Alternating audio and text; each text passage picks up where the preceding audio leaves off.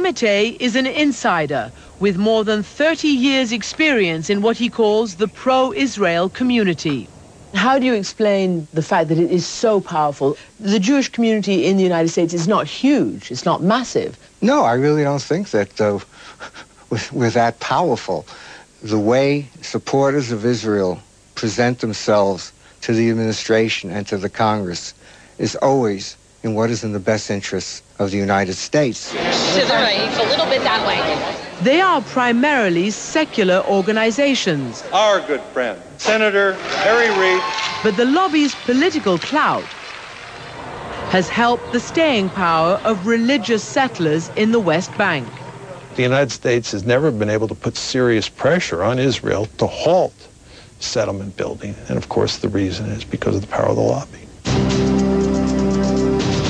Except in 1991, when then President Bush did pressure Israel on the settlement issue, and a very public feud erupted with the lobby.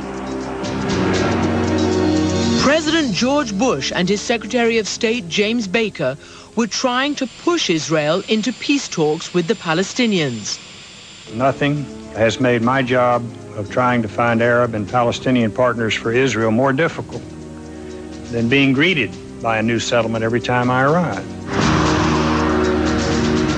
So the Bush administration took an unprecedented step.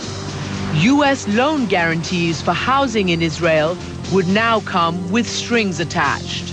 We will support our loan guarantees if there is a halt or an end to settlement activity.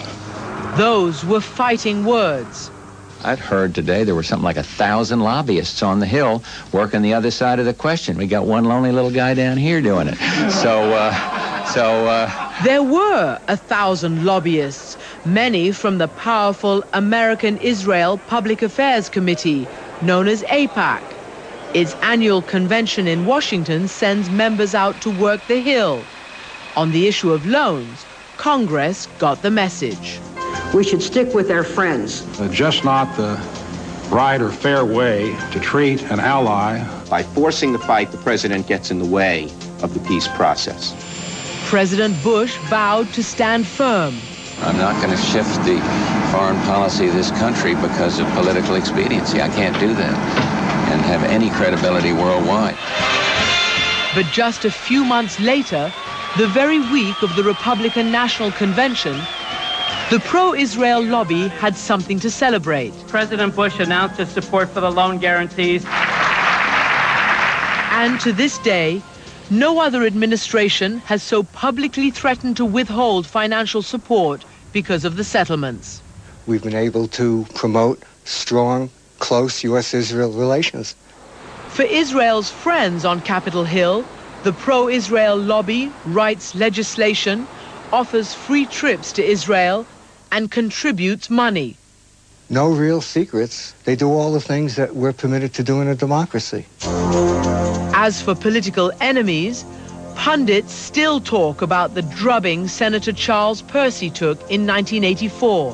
They pressured me, they threatened me. Percy had supported selling high-tech military planes to another U.S. ally, Saudi Arabia. Pro-Israel activists spent millions to bankroll his opponent's campaign, and Percy lost. Since then, they've said they will Percyize senators that don't adhere to their policy. Most recently, former President Carter was criticized for criticizing Israel's treatment of the Palestinians in his book, Palestine, Peace, Not Apartheid. You're an anti-Semite. It's very difficult to speak publicly in criticism of Israel. And let me explain why I think you're a bigot, a racist, and an anti-Semite. I've been publicly called anti-Semitic, even in full-page advertisements in the New York Times. I think they were not only trying to marginalize and silence Carter by smearing him, they were also sending a message to anyone else in the body politic who had thoughts about criticizing Israel.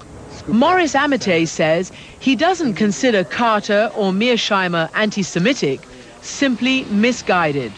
Promoting an agenda in which Israel is the bad guy. Basically, the United States and Israel have the same goals in the Middle East: peace, prosperity, keeping terrorists out. I just think that the success of the pro-Israel community is the fact that they have good arguments on their side. Arguments and political clout that have kept foreign aid flowing, while religious settlers continue to count their blessings.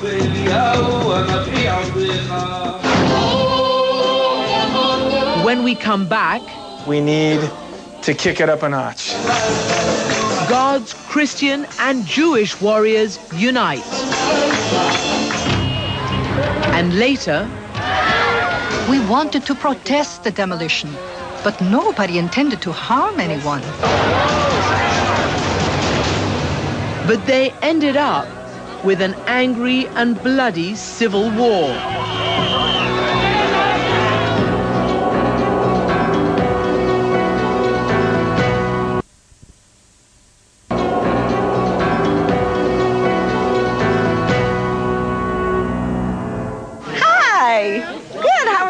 Good to see you. Sandra Osterberas is an Orthodox Jew. You look beautiful. Doing an unorthodox job.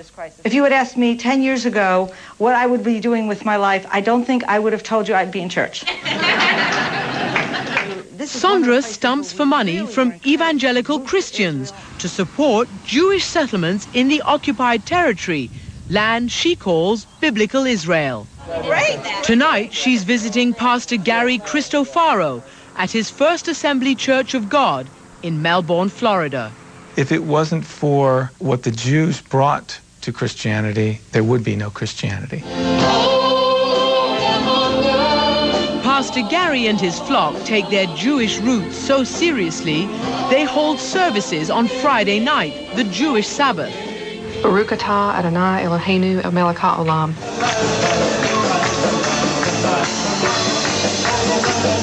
This is not only religious ritual, they support Israel, which to them includes Jewish settlements on the occupied West Bank. There is a promise to those who bless Israel to be blessed, those who curse will be cursed. Back in Israel, Sandra takes church members on tours of the settlements in the occupied territories. This land is ours. You cannot occupy something that already belongs to you.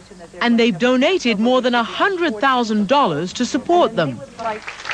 Gary Cristofaro and Sandra Osterberas are part of a growing alliance between evangelical Christians and Israel. We are celebrating Israel tonight. A recent poll found that 59% of American evangelicals believe Israel is the fulfillment of biblical prophecy. When you give, it may be that you give in an envelope and put it in a bucket, but in actuality, an angel is going to scoop it up. Those of you who are helping 2 Jews or more, we would like to say thank you by sending you this box of blessings. One of the most successful Jewish fundraisers, Rabbi Yechiel Eckstein, Shalom, raised $39 million last year from Christian Zionists to fund human services and humanitarian work in Israel and in the Jewish settlements.